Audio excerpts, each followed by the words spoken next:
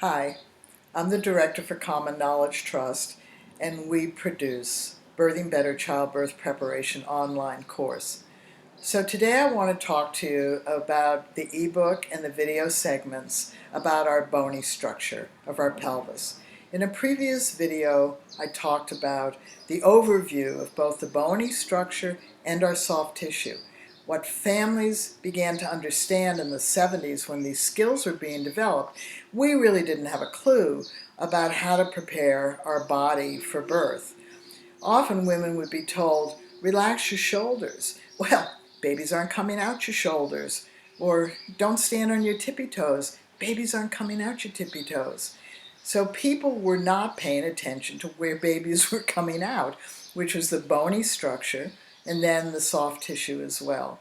So it was very confusing, and it took us 15 years to really get clear about what we were talking about and how to develop skills around the bony pelvis that most people didn't have a clue.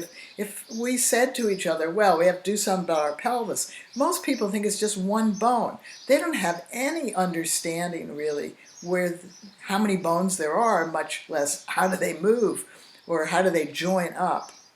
So in the video segment, we can show you, we actually got a woman's pelvis, which is hard to find. And we can show you the man's pelvis and a woman's pelvis and the bones, but they're skeletons. So they don't have all the connective tissue and the soft tissue, the muscles, the fat, the skin on it. So that's what allows our bony structure to move, is the fact that we have the soft tissue and our mind that's able to make changes in these bones that articulate together. And it's important to understand where your baby wants you to make space inside your bony pelvis. And that's what we go over in the video segments that show you how to make space side to side with the hip lift, and how to create space front to back with the sacral maneuver, or to create space in the lower part of the bony structure in the sit bone spread. So it's really important that you understand that we can create more space in our pelvis, even if you have a narrow pubic arch, and you probably have never even felt your pubic arch. But if you can't fit 3 fingers into your pubic arch, it is narrow. And by the positions you take, you can create more space. Do you know whether you have a long tailbone or a short tailbone or a curved sacrum or a flat sacrum or a narrow sacrum or a short sacrum or a wide sacrum? We didn't know. We spent time understanding and figuring this out because our bony structure impacted whether our baby could easily come down through the pelvis. You have to understand that there is a physical, practical relationship between our baby and the inside of our body. Our baby is a 3-dimensional object. It's coming through the 3-dimensional container that's our pregnant birthing body. And if that baby's size relative to the space inside us is fine, then it's not going to be hindered. But if that baby is relatively large for the space inside us, it can take more time for our baby to move down through the bony pelvis. And we're not even talking about opening the cervix. So we're just, because that's the soft tissue. So we're just talking about being able to help our baby move down through the bony structure. Often when women get checked, they'll hear, depending on whether they're in the United States or in other countries, your baby's engaged or at a plus or minus station. So it's really important that you understand where your baby really is. And when we talk about the bony structure, we're talking about creating more space in the sacrum. We have a skill called Kate's cat that's somewhat similar to the sacral maneuver. The sacral maneuver is done when you're lying on your side. Kate's cat is done while you're sitting or standing or moving around. In other words, you learn to keep your sacrum flexible. The hip lift Most people don't even think about whether the hips can move in relationship to each other.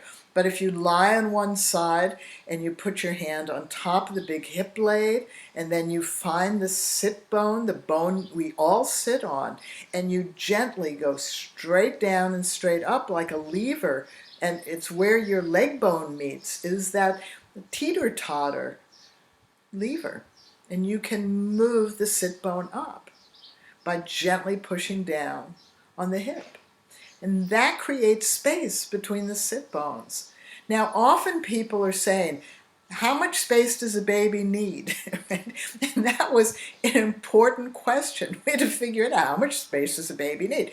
Does it need this much space? Does it need this much space? Does it need this much space? And what we discovered was we think the baby needs this much space if it's stuck. But that's inaccurate. So what we learned was to have a physical representation of the difference between a stuck baby and an unstuck baby, one that's moving down, going from a zero station or engaged to a +2, or from up in the pelvis through the narrow part of the pelvis, then with the cervix opening down to the vagina. We had to understand if that baby got stuck in that narrow space, how much space did the baby need to get unstuck? So what we found was if you put your fingers together, tightly together, and try to move them, that's stuck. Okay? If you just soften, but keep those fingers touching, don't move them apart, just soften, and then glide those thumb and index finger. That's all your baby needs. Your baby doesn't need this much space, doesn't need this much space, doesn't need this much space. It just needs you to soften so it can move through. And so learning how to create space in your bony structure through the exercises on the videos and with the ebook will help you understand that almost any subtle tension you create or don't even know you have can stop your baby from moving through your pelvis if your baby is relatively large for the inside of your pelvis.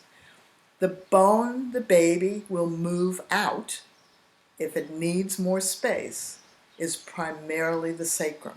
This is why women get back labor, because the hardness of the head presses on the sacrum.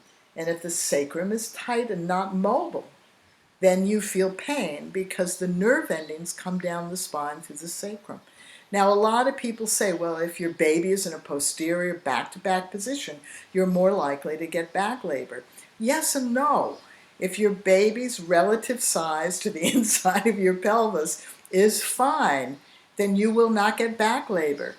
If your baby's back is towards your belly and your baby is quite tight in there, you can get back labor if you have a tight sacrum.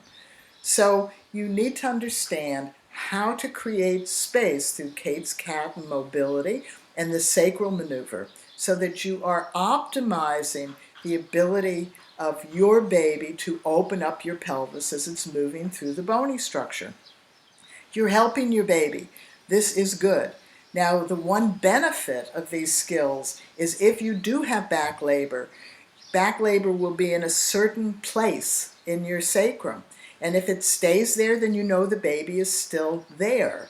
And if you've learned to do the internal work and know how to feel inside, then you can feel that the baby, there has been no change. The baby isn't moving down more. But if you create space side to side or front to back, and the pain shifts downward, that tells you that you've made space and your baby's moved down. And then if you check inside, the baby will have moved down and there'll be change inside. So families were very serious. We did not take the birth of our baby lightly. We took it as though it was a very, very big event that we had to do. So the skills in birthing better are serious skills. They're direct skills, they're practical skills, they're effective skills, but you have to learn them. You have to practice them, and then you have to use them. Now, how many people do a hip lift in birth? Somewhere around 30%. How many do the sacral maneuver? Probably 10 or 15%. How many do the sit bone spread? Probably 5%. But when they know those skills and they feel that the baby is stuck in these different places, they do it. How many use Kate's cat? Probably 70%, because it's a reminder to keep your sacral moving.